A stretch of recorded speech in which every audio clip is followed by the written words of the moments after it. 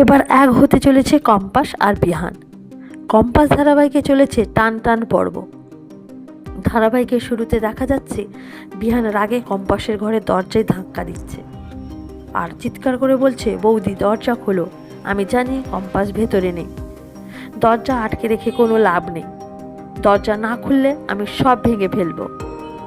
ভয় পেয়ে মেঘমালা দরজা খুলে দেয় আর তারপর বিহান প্রশ্ন করে, তোমরা বলেছিলে না কম্পাস ঘরে, তাহলে তাকে নিয়ে আসছো না কেন?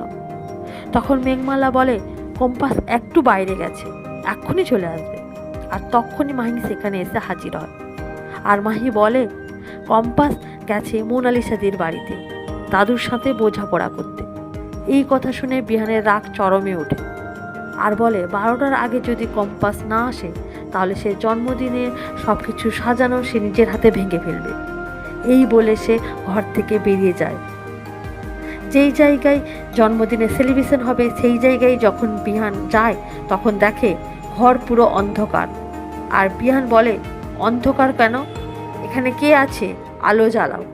আর তখনই আলো জ্বলে ওঠে আর লাল ড্রেসে সেজে আসে কম্পাস। দুজন একে অপরের সামনে আসে আর দুজন একে অপরকে তাকিয়ে থাকে। কম্পাস হাসিমকে বলে, হ্যাপি বার্থডে টু ইউ। সে জানায়, আপনি যেমনভাবে আমাকে দেখতে চেয়েছেন ঠিক সেইভাবে আমি সেজে এসেছি। তারপর বিহান কেক কেটে নিজের হাতে কম্পাসকে খাইয়ে দেয়। তারপর দুজনে মিলে ডান্স করে।